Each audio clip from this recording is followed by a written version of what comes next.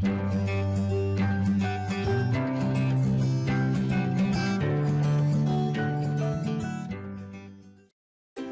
balik lagi dengan saya, Ulfa Nurunisa. Di sini saya akan membahas mengenai bab 2, yaitu perubahan dan keberlanjutan dalam sejarah. Adapun peta konsep dari perubahan dan keberlanjutan dalam peristiwa sejarah bisa kita perhatikan, yaitu kita akan memisahkan antara perubahan sejarah dan keberlanjutan dalam sejarah. Di mana perubahan sejarah itu ada cepat lambat, progres dan regres, dan keberlanjutan dalam sejarah itu ada perkembangan, kesinambungan, dan pengulangan. Nah, pertama kita akan membahas pengertian perubahan terlebih dahulu. Nah, perubahan ini diartikan sebagai segala aspek kehidupan terus bergerak seiring dengan perjalanan kehidupan masyarakat. Adapun jenis perubahan di dalam peristiwa sejarah yaitu terbagi menjadi dua. Pertama ada evolusi. Evolusi adalah perkembangan atau perubahan kehidupan manusia itu yang berjalan secara lambat. Contohnya seperti perubahan pola kehidupan masyarakat Jawa di Pulau Jawa dari masyarakat pedesaan menjadi masyarakat perkotaan. Nah, selanjutnya ada revolusi. Di sini revolusi merupakan perkembangan perubahan yang berlangsung secara cepat. Salah satu contohnya adalah revolusi Prancis di tahun 1489 yang secara singkat mengubah Prancis dari bentuk monarki menjadi bentuk republik. Nah, selanjutnya ada arah perubahan dalam peristiwa sejarah. Arah perubahan dalam peristiwa sejarah itu pertama ada progres. Progres merupakan perubahan menjadi keadaan yang lebih baik.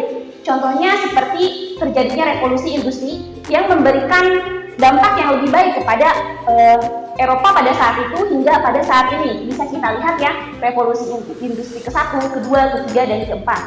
Oke, yang kedua ada perubahan regres. Arah perubahan regres ini merupakan arah perubahan kepada yang lebih buruk. Salah satu contohnya yaitu ketika Hiroshima dan Nagasaki dibom atom oleh sekutu, maka di sini memberikan perubahan yang sangat dahsyat kepada Jepang dan berimbas kepada menyerahnya Jepang kepada sekutu dan membuat Jepang semakin terpuruk dan mendapatkan pukulan yang sangat besar. Nah, adapun faktor penyebab dari perubahan dalam sejarah ada faktor internal dan faktor eksternal. Nah, faktor internalnya itu pertama perubahan penduduk, yang kedua penemuan baru, adanya konflik dalam masyarakat, dan adanya pemberontakan. Yang kedua, faktor eksternal. Nah, dalam faktor eksternal, yang pertama itu ada faktor alam yang ada di sekitar masyarakat yang berubah. Yang kedua, adanya pengaruh kebudayaan masyarakat lain. Dan ketiga, adanya peperangan. Oke, nah kita masuk ke keberlanjutan dalam sejarah. Keberlanjutan dalam sejarah berarti kehidupan manusia saat ini merupakan mata rantai dari kehidupan masa lampau, sekarang, dan yang akan datang.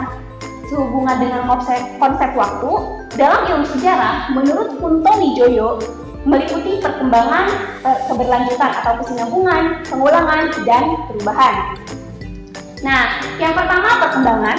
Perkembangan ini terjadi apabila dalam kehidupan masyarakat terjadi gerak secara berturut-turut dari bentuk satu ke bentuk yang lainnya. Perkembangan biasanya terdiri dari bentuk sederhana ke bentuk yang lebih kompleks. Contohnya seperti perkembangan sekolah dari zaman dulu, zaman sekarang, dan zaman yang akan datang. Mungkin prediksi yang akan datang itu seperti yang kita lihat di gambar ini. Nah, selanjutnya itu ada keberlanjutan dan kesinambungan. Nah, hal ini bisa terjadi apabila suatu masyarakat baru bisa hanya mengadopsi lembaga-lembaga lama gitu, kebijakan-kebijakan dari lembaga lama. Misalnya, ada masa kolonial, kebijakan pemerintah kolonial Belanda mengadopsi kebijakan lama. Antara lain seperti penarikan upeti yang biasanya dilakukan pada zaman kerajaan, Belanda juga meniru kebijakan-kebijakan yang lama. Ya, dan kebijakan tersebut juga berkelanjutan sampai sekarang, yaitu adanya pajak. Nah, selanjutnya ada pengulangan. Nah, disebut pengulangan apabila suatu peristiwa yang pernah terjadi di masa lampau terjadi lagi pada masa berikutnya. Tetapi di sini bukan peristiwanya yang terjadi, tapi hanya gejala dari peristiwa tersebut. Nah, contohnya ketika Presiden Soekarno akan turun dari jabatannya, di sana terjadi demonstrasi besar-besaran. Hal ini juga terjadi pada saat Soeharto akan turun dari jabatannya atau dari kepresidenannya. Di sini juga terjadi aksi dan demo sangat besar-besaran. Nah, oke, mungkin untuk bab 2 sekian dari saya. Wabillahi taufiq wal hidayah. Wassalamualaikum warahmatullahi wabarakatuh. Kunjungi sosial media lainnya seperti website kami di pkbmalkata.com, Facebook PKB Malkata Mananjaya, Instagram PKB Malkata _official, Dan terima kasih telah klik video ini. Jangan lupa like, comment, share, and subscribe untuk menunjukkan dukungan kamu terhadap channel ini. Enjoy the video, PKBM Over.